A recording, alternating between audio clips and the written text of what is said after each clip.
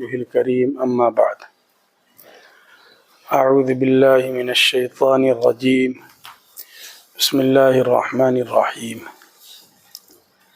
إن الدين عند الله الإسلام وقال تعالى ومن يبتغي غير الإسلام دينا فلن يقبل منه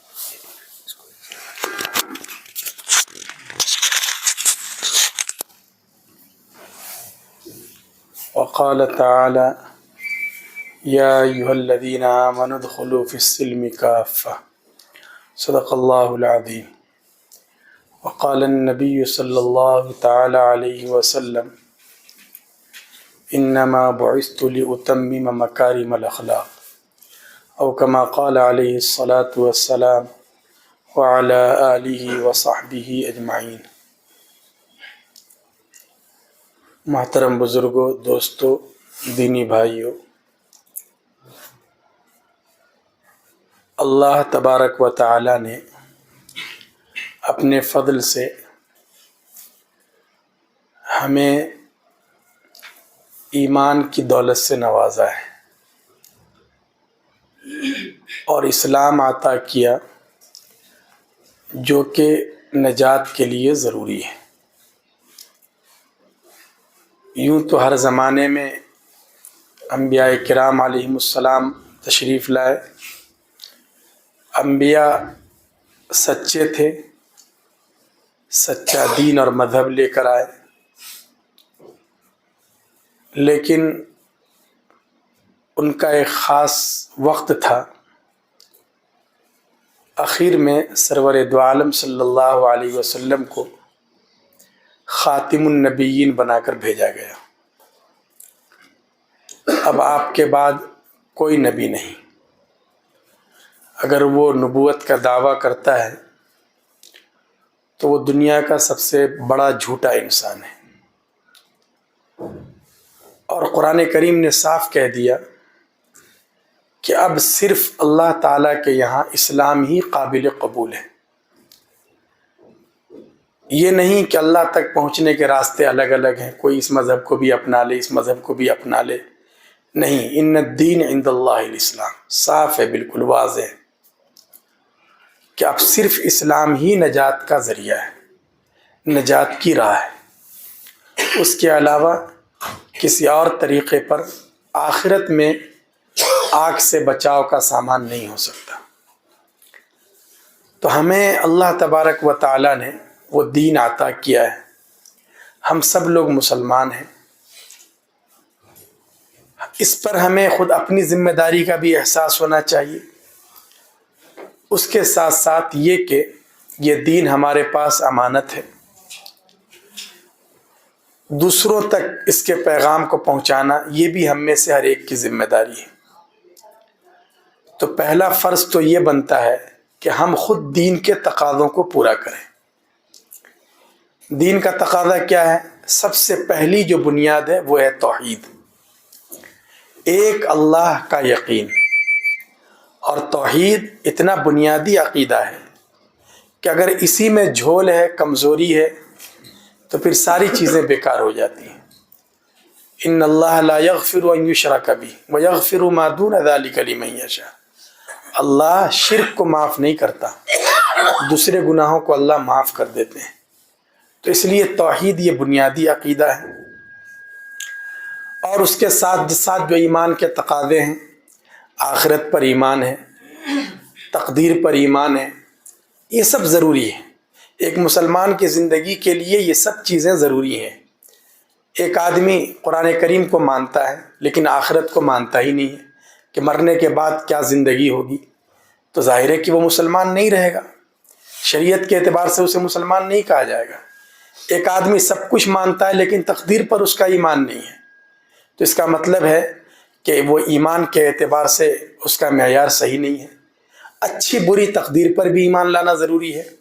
اور ظاہر ہے کہ یہ جو ہمارا مذہب ہے، یہ اس میں خود انسانوں کا فائدہ ہے، انسانوں کا بھلا ہے، اور بہت سی چیزیں جو ہمیں لگتی ہیں کہ ہماری عقل میں سمجھ میں نہیں آ رہی ہیں، اس کی ایک حد ہے، عقل کی بھی ایک حد ہے، اس سے زیادہ عقل آگے کے بارے میں نہیں سوچ سکتی۔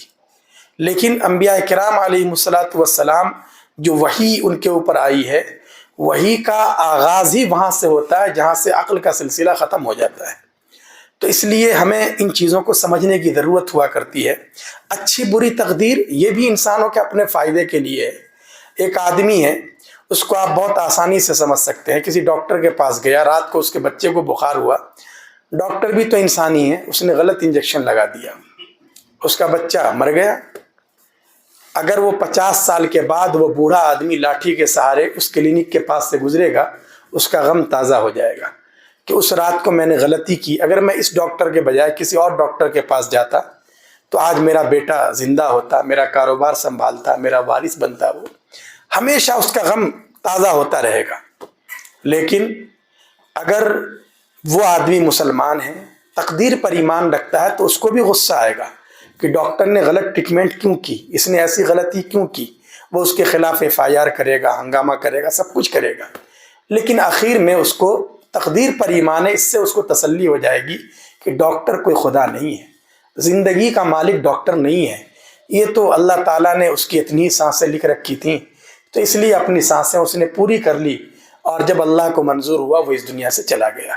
اس تصور کے ساتھ ہی اس کے دماغ کا بہت بڑا بوجھ ختم ہو جائے گا، جو بوجھ وہ کروڑوں روپے خرچ کر کے جو تسلی حاصل نہیں کر سکتا تھا تقدیر پر ایمان کی وجہ سے۔ ایک آدمی بہت محنت کرتا ہے یا کاروبار میں، بزنس میں اپنا پیسہ لگاتا ہے، لیکن اس کو گھاٹا ہو جاتا ہے اتفاق سے۔ اس نے بڑی محنت کی لیکن وہ ایگزام پاس نہیں کر سکا، تو کوئی اور ہوگا سوچے گا کہ چلو چھلانگ لگا دو، سوسائڈ کر لو، اتنی محنت کے بعد بھی جب رزلٹ نہیں ملا تو پھر کیا فائدہ ہے ایسی زندگی سے۔ لیکن اگر اس کے پاس ایمان کا سرمایہ ہے تو وہ یہ سوچے گا کہ رزلٹ اور نتیجہ تو میرے بس میں نہیں ہے، یہ تو تقدیر میں جو لکھا تھا وہ تو ہونا تھا، میں نے اپنی محنت کی، تو اسے بھی غم ہوگا، افسوس ہوگا، لیکن کہیں نہ کہیں اس کو تسلی ہو جائے گی۔ تو بنیادی طور پر ہر مسلمان کے لیے ضروری ہے کہ اچھی بری تقدیر پر ایمان رکھے وہ۔ تو ان سب چیزوں کو اللہ تبارک و تعالیٰ نے ہمارے فائدے کی چیزیں ہیں یہ، اس سے ہمارے بڑے بڑے مسائل حل ہو جاتے ہیں۔ آپ ایمان کی چھوٹی چھوٹی چیزوں پر بھی غور کریں گے تو آپ کو محسوس ہوگا کہ اس کے اندر کتنی خوبیاں ہیں اور کتنے مسائل کا حل موجود ہے۔ تو ہمیں اس پر سوچنا بھی چاہیے، غور و فکر بھی کرنا چاہیے، اور ہر چیز کو ہمیشہ یہ نہیں کہ ہمارے ذہن کے خلاف ہے یہ تو ہم اس کو نہ سمجھیں، نہیں، ایسا نہیں ہوتا ہے۔ وہی جو ہے، ہم لوگ مسلمان ہیں، ایمان رکھتے ہیں، وہی کا آغاز ہی یہاں سے ہوتا ہے۔ کچھ چیزیں وہ ہیں جس کو ہم ٹٹول کے دیکھ سکتے ہیں، یہ چیز سخت ہے یا نرم ہے۔ کچھ چیزیں وہ ہیں جو صرف یعنی ہاتھ سے چھونے سے سمجھ میں نہیں آتی، آنکھ کی روشنی وہاں سے یہ کرتی ہے، اپنا کام کرتی ہے، کہ ٹٹولنے سے آپ یہ نہیں سمجھیں گے کہ یہ وائٹ ہے یا گرین ہے یا کیا ہے، وہ تو آنکھ فیصلہ کرتی ہے۔ لیکن اس کے بعد بھی کہ اس کا بینیفٹ کیا ہے، فائدہ کیا ہے، اس کا بھی فیصلہ آنکھ سے نہیں ہوتا۔ اس کے بعد عقل فیصلہ کرتی ہے کہ اس پنکھے کو اوپر ہی کیوں لگایا گیا، نیچے کیوں نہیں لگایا گیا، یہ عقل بتلاتی ہے۔ لیکن ایک حد وہ ہے جہاں عقل بھی اپنا کام چھوڑ دیتی ہے، اس لیے کہ اللہ نے انسانوں کو جو عقل دی ہے اس کا ایک دائرہ ہے، اس سے زیادہ نہیں ہے۔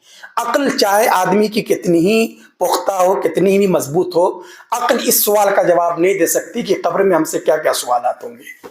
عقل اس کے بارے میں نہیں بتلا سکتی کہ کن اعمال کی وجہ سے جہنم میں جانا پڑے گا۔ کچھ تو رہنمائی ہوتی ہے، لیکن پورے ڈیٹیل کے ساتھ کہ اللہ پاک کن چیزوں سے راضی ہیں، ناراض ہیں، وہی کے ذریعے اس کا پتہ چلتا ہے۔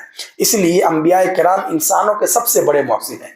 ان انبیاء سے بڑھ کر انسانیت کا محسن کوئی نہیں ہے، لیکن اس کے باوجود انبیاء کرام آئے، انہوں نے لوگوں کو آخرت کے بارے میں بتلایا، جنت کے بارے میں بتلایا، جہنم کے بارے میں بتلایا، لیکن انبیاء نے لوگوں کو یہ نہیں بتلایا کہ بسیں کیسے بنائی جاتی ہیں، ہوائی جہاز کو کیسے اڑایا جاتا ہے، حالانکہ وہ تو انسانوں کے سب سے بڑے محسن تھے، وہ انسانوں کے بینیفٹ کے لیے برپا کیے گئے تھے۔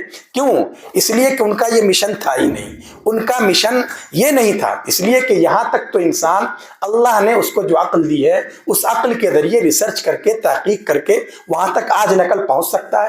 ابھی ہوائی جہاز تک پہنچا ہے، آئندہ انسان اس سے بھی آگے پہنچ جائے گا۔ اس لیے انبیاء اس مشن کو لے کر نہیں آئے جو کام عقل کر سکتی ہے، انبیاء تو اس کام کو لے کر آئے جہاں تک انسان کی عقل نہیں پہنچ سکتی۔ انبیاء نے بتلایا کہ مرنے کے بعد تم سے کیا سوال ہوگا، انبیاء نے بتلایا کہ تمہارا خدا تم سے کس چیز سے راضی ہوتا ہے، انبیاء نے بتلایا کہ تمہیں اس دنیا میں کیوں برپا کیا گیا ہے، آخر تم یہاں آئے کیوں، تمہارا مقصد کیا ہے، تمہاری زندگی کا لائحہ عمل کیا ہونا چاہیے۔ چاہیے. تو اس لیے انبیاء واقعتاً انسانوں کے محسن ہیں اور وہ چیزیں بتلائی ہیں جن کی انسانوں کو ضرورت ہے. تو یہ ایمان اور کی جو دولت اللہ تبارک و تعالیٰ نے ہمیں عطا کی ہے، بنیادی فریضہ ہمارا یہ ہے کہ ہمیں اپنے ایمان پر پورا کانفیڈنس ہو، پورا اعتماد ہو. یہ فتنوں کا زمانہ ہے، اس زمانے میں چاروں طرف سے حملے ہو رہے ہیں اور ایجوکیشن کی راہ سے اور سمجھداری کے عنوان پر اس طرح کی چیزیں آتی ہیں اور دل اور دماغ میں اسلام کے خلاف، ایمان کے خلاف بغاوت کے جراثیم بوئے جاتے ہیں. تو ان حالات میں ہم سب کا ایمان بہت مضبوط ہونا چاہیے، قرآن اور حدیث کے وعدوں پر یقین ہونا چاہیے. یہ بہت ضروری ہے. ایک تو ایمان کے تقاضے ہیں، ان تقاضوں کو ہمیں پورا کرنا ہے. ایمان انسان کو عمل صالح پر ابھارتا ہے. لا ایمان لمن لا امانت له. آپ صلی اللہ علیہ وسلم نے فرمایا کہ اگر ایک آدمی اپنے آپ کو مسلمان کہتا ہے لیکن اگر اس کے اندر امانت داری نہیں ہے، وہ لوگوں کو دھوکہ دیتا ہے، کسی کا اگر قرض لے لیتا ہے واپس نہیں کرتا، لوگ اس سے پریشان رہتے ہیں، تو اس کا مطلب ہے کہ اس نے ایمان کے تقاضوں کو پورا نہیں کیا. المسلم من سلم المسلمون من لسانی و یدی، بخاری شریف کی روایت ہے. ایمان والا وہ ہے جس کے ہاتھ سے دوسرے لوگ، جس کے ہاتھ سے بھی محفوظ رہیں اور اس کی زبان سے بھی محفوظ رہیں. آپ صلی اللہ علیہ وسلم نے فرمایا لا یؤمن من لا یأمن جارہ بوائقہ. ایک آدمی ہے وہ اپنے آپ میں، چاہے اس کا سماج میں اور سوسائٹی میں بڑا رسپیکٹ ہے، بڑا احترام ہے، لوگ اس کے ساتھ بڑے ادب سے پیش آتے ہیں، لیکن اس کے پڑوس میں رہنے والا آدمی اس سے دکھی ہے، پریشان ہے.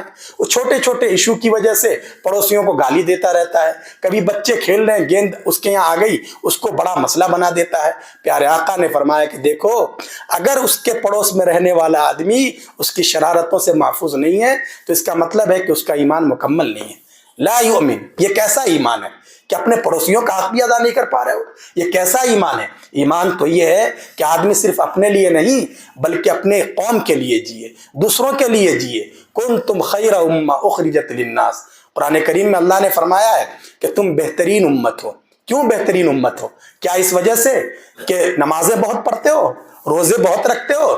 پچھلی امت کے لوگ تو ہم سے زیادہ نمازیں پڑھا کرتے تھے.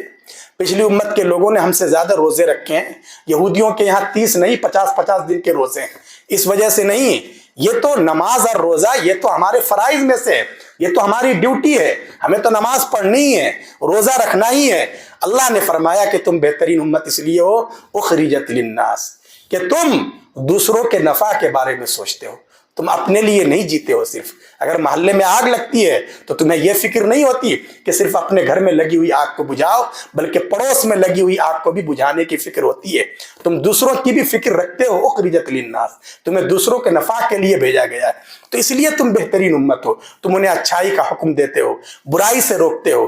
تو اس لیے اس امت کو جو خیر امت قرار دیا گیا ہے وہ اس لیے کہ وہ اپنے ایمان کے تقاضوں پر خود بھی عمل کرے اور اس کے ساتھ ساتھ دوسروں کی بھی فکر سے اس کا سینہ معمور ہو. اس لیے اس کو بہترین امت قرار دیا گیا ہے. صحابہ کرام رضوان اللہ علیہم اجمعین بھی انہی فکروں کے ساتھ زندہ رہے. اور آپ حضرات کو اللہ پاک نے جو موقع دیا ہے انسانوں کی خدمت کا اور خیر امت ہونے کا، بہت اچھا موقع ہے.